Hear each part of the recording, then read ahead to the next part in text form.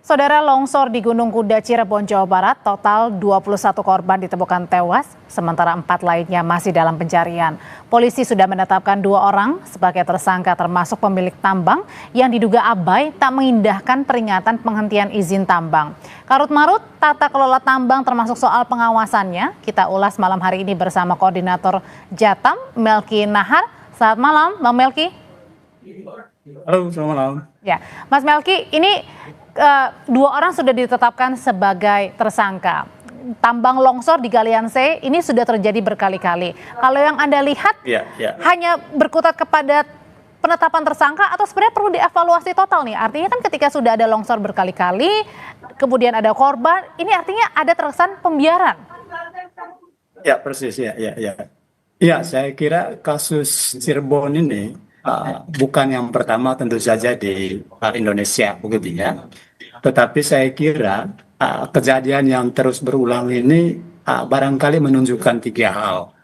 Satu, aturan kita itu tidak dirancang untuk memitigasi risiko secara serius, begitu ya. Yang terjadi kemudian adalah aturan itu dibuat justru untuk memberikan kemudahan bagi investasi tambang tadi. Lalu yang kedua, pun aturannya ada, itu tidak dijalankan dengan tegas begitu ya. Yang terjadi kemudian pembiaran operasi, lalu kemudian kejadian terus berulang tanpa penegakan hukum yang tegas begitu. Lalu yang ketiga, situasi ini mau menunjukkan bahwa kepentingan ekonomi politik seringkali mengalahkan prinsip keselamatan dan kelestarian lingkungan. Sehingga dalam konteks ini saya kira 3 hal itu menunjukkan apa yang terjadi sesungguhnya selama ini, termasuk dengan kasus yang baru saja terjadi itu. Dan yang ironis adalah ketika proses penegakan hukumnya, ia tidak menyasar pada aktor utama dari pelaku kejahatan dalam tanda kutip begitu, tetapi kemudian yang disasar adalah mereka-mereka yang barangkali secara ekonomi politik tidak punya pengaruh yang terlampau besar begitu. Jadi kalau lantas kemudian ya, kalau misalnya Mas Melki ketika mengacu kepada penetapan tersangka di Galian C Jawa Barat ini kan pemiliknya sudah ditahan nih. Artinya di sini sebenarnya hanya pemilik dan tidak menyasar kepada yang di belakangnya yang lebih kuat mungkin? Persis, karena gini, kan yang berkepentingan kan bukan hanya pemilik saja, begitu ya. Pemilik ini yang kita maksudkan adalah si pemegang konsesi dari izin yang diberikan oleh pemerintah. Tetapi pertanyaannya, siapa yang memberikan modal begitu dalam seluruh operasi dari si pertambangan ini, begitu ya. Lalu yang kedua, siapa yang kemudian selama ini melindungi keberadaan perusahaan ini? Lantas kemudian kejadian terus berulang dari waktu ke waktu tanpa ada evaluasi, tanpa ada penegakan hukum. Ketika kemudian kasusnya terjadi, lalu kemudian memakan korban jiwa dalam jumlah yang banyak begitu, lantas kemudian yang dikorbankan hanya orang-orang tertentu. Ini yang kita duga, dimaksud melindungi. Jangan-jangan memang ini didesain. Oke, yang dimaksud tadi melindunginya itu siapa? Dari pihak mana? Kalau Mas Melki lihat biasanya? Ya, bisa saja satu dari pemerintah itu sendiri yang tidak memberikan semacam evaluasi yang rutin begitu ya, tidak melakukan pengawasan yang rutin terhadap pelaksanaan dari pertambangan itu sendiri. Karena mestinya kalau ada semacam pengawasan yang ketat, lalu kemudian disediakan regulasi juga yang ketat, mestinya kejadian-kejadian seperti ini itu bisa diidentifikasi lantas kemudian bisa dimitigasi. Tetapi yang terjadi kemudian adalah ketika kejadiannya terjadi, lantas kemudian makan korban dalam jumlah yang banyak. Artinya ada sesuatu yang dilewati selama ini atau diabaikan kira-kira lebih tepat begitu, yang kemudian ini mestinya menuntut penegak hukum untuk menelusuri siapa saja aktor yang berkepentingan sampai kemudian kejadian seperti ini bisa terjadi gitu loh, yang kemudian memakan korban jiwa. Gitu. Oke, yang dievaluasi tadi itu adanya pembiaran apakah dari pemerintah termasuk dari yang melindungi tersebut itu termasuk ya, jadi tidak berhenti kepada pengawasnya, pemiliknya, pemilik tambangnya. Iya kan logika sederhananya kan gini, si pemilik konsesi itu dia tidak tiba-tiba melakukan operasi kalau tidak diberikan izin oleh pemerintah, gitu ya. Si pemilik izin ini Kalau dia melakukan aktivitasnya sama ini tapi menyalahi aturan, dia tidak akan mungkin terus beroperasi Nah, kalau tidak dibiarkan atau dilindungi. nah, Mas Melki. Kan dua itu yang kemudian menjadi poin pentingnya kan.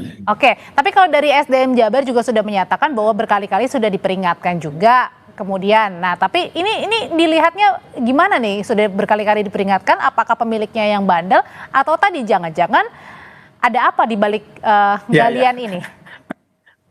Yang mesti kita pertanyakan itu adalah apa bentuk peringatan yang dilakukan oleh Dinas SDM Jawa Barat itu.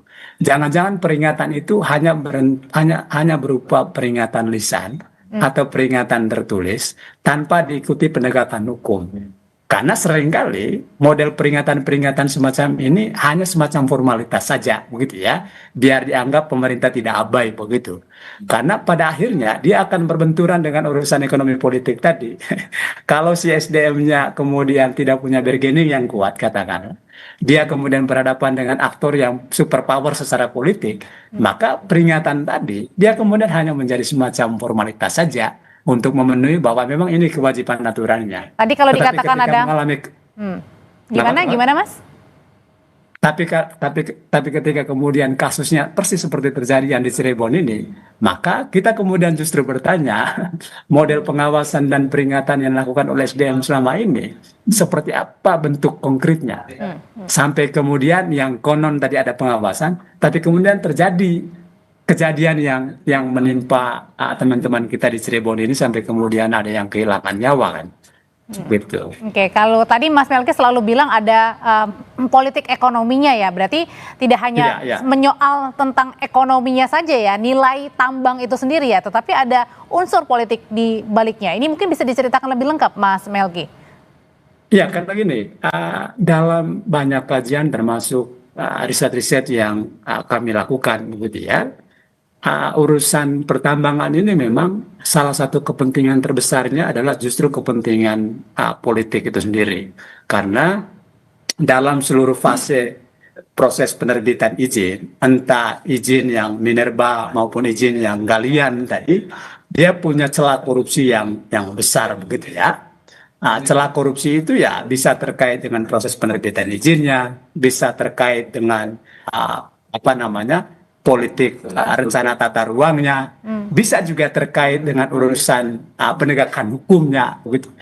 Sehingga ketika rantai proses ini cenderung koruptif atau cenderung transaksional, lantas kemudian suatu waktu perusahaan melakukan kejahatan, maka ia akan susah dilakukan penegakan hukum. Karena sejak awal prosesnya itu sudah bermasalah, prosesnya itu sudah penuh dengan konflik kepentingan. Nah, disinilah titik penting mengapa kemudian evaluasi itu mesti dilakukan. Dan evaluasi itu, Mbak, saya kira tidak hanya terkait dengan aspek-aspek yang sifatnya administratif, gitu ya. Maksudnya soal kelengkapan perizinan dan segala macamnya. Tapi lebih jauh dari itu, dia mesti mampu menjangkau tindak kejahatan korporasi dan negaranya, gitu ya. Kira-kira siapa yang kemudian membeli hasil galian tambang misalnya yang dilakukan oleh perusahaan ini, begitu ya? Kemana kemudian itu didistribusikan? Siapa penerima manfaat akhirnya? Lalu sampai ke situ ya, Mas ya? Persis, karena mereka adalah bagian dari aktor yang sama. Mereka menerima manfaat yang sama. Sehingga kalau hanya si pemilik izin yang kemudian ditetapkan sebagai tersangka, maka ini semacam penegakan hukum, tapi hanya lebih tebang pilih gitu. Dia tidak menyasar aktor secara keseluruhan gitu. Tapi Mas Melki, kalau sudah ditetapkan tersangka ada 2 orang, penutupan permanen juga Gubernur Deddy Mulyadi juga sudah menyatakan tersebut, sudah memerintahkan ya untuk ditutup permanen. Nah, apakah ini sudah dibilang bahwa akan ada efek jera yang cukup, atau jangan-jangan nih ketika sudah ditutup permanen ada penetapan tersangka, jangan-jangan kalau berita ini sudah lama tidak tersiar begitu ya, sudah ini nanti jangan-jangan ada lagi nih.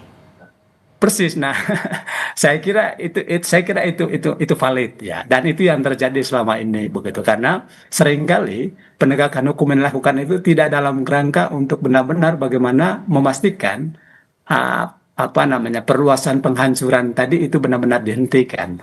Tapi penegakan hukum itu justru dipakai sebagai bargaining begitu dari aparat-aparat tertentu untuk kemudian tolong setor ya ke saya begitu. Dan Saya kira ini tidak hanya terkait Cirebon, di banyak wilayah di Indonesia, Mbak. Konteks penegakan hukum itu dia tidak dalam posisi untuk kemudian hukum itu benar-benar ditegakkan, tidak gitu ya. Tetapi dia justru dipakai sebagai alat untuk mengunci si korporasi, sehingga kemudian dia mesti menyetor kepada aparat-aparat tertentu gitu ya. Dan itu yang terjadi, dan itu terjadi di mana-mana, tidak hanya di Cirebon gitu ya. Apalagi ini Galian C begitu.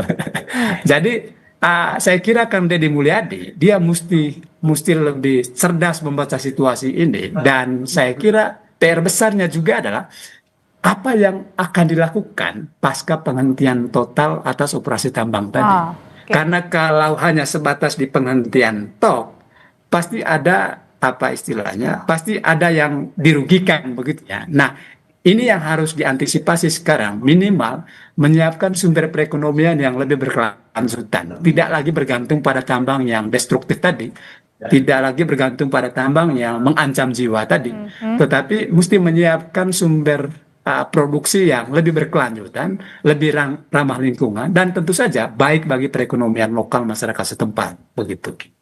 Oke, kalau untuk perlukah ada juga evaluasi ataupun audit rutin nih, bukan hanya kepada Galian C, mungkin kepada lokasi-lokasi tambang legal maupun ilegal lainnya? Ya, saya kira itu penting sekali, karena di Jawa ini keberadaan Galian C termasuk tambang-tambang ilegal itu maraknya minta ampun begitu ya. Dan maraknya pertambangan ini memang sengaja dipelihara begitu ya. Bukan karena apa istilahnya, bukan karena ketiadaan aturan begitu ya.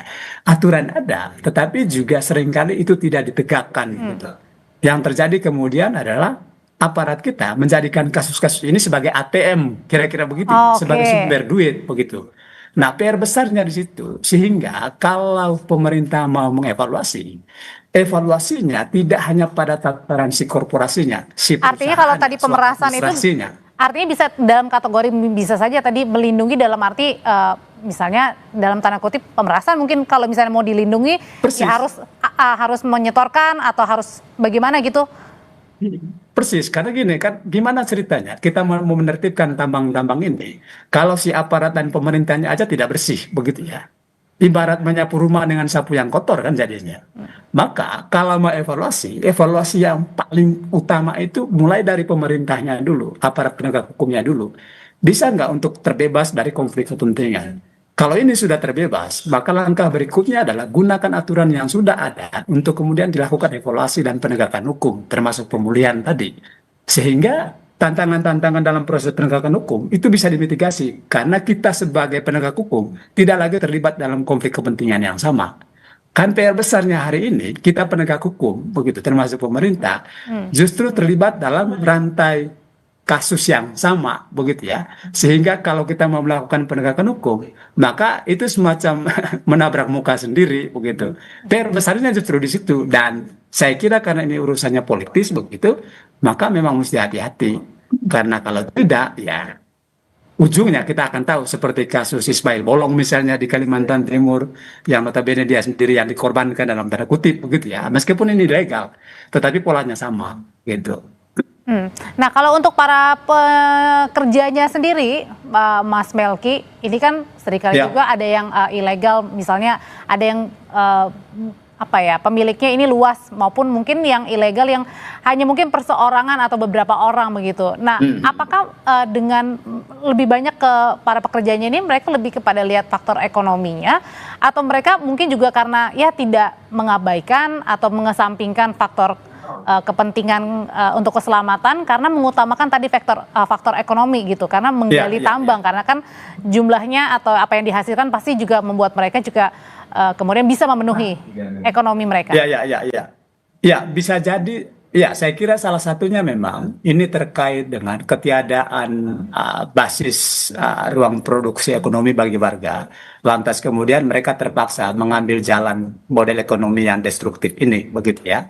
Karena asumsinya kalau pemerintah memikirkan model pengembangan ekonomi yang lebih berkelanjutan dan itu disediakan begitu, saya kira warga juga pasti akan menggunakan daya kritisnya untuk memilih model ekonomi apa yang jauh lebih menjanjikan kesejahteraan di masa depan, begitu ya, jauh lebih berkelanjutan ketimbang kami memilih model ekonomi yang alih-alih bertahan dalam jangka panjang justru berdampak pada keselamatan jiwa kami. Nah, itu yang saya kira penting untuk apa istilahnya disiapkan sejak awal, terutama dalam hal ini oleh pemerintah karena mereka yang bertugas untuk mengatur itu, begitu. Iya, Mas Melki Nahar, Koordinator Jatan, terima kasih untuk perspektifnya bergabung bersama kami di Sapa Indonesia Malam. Sama-sama, terima kasih. Ya.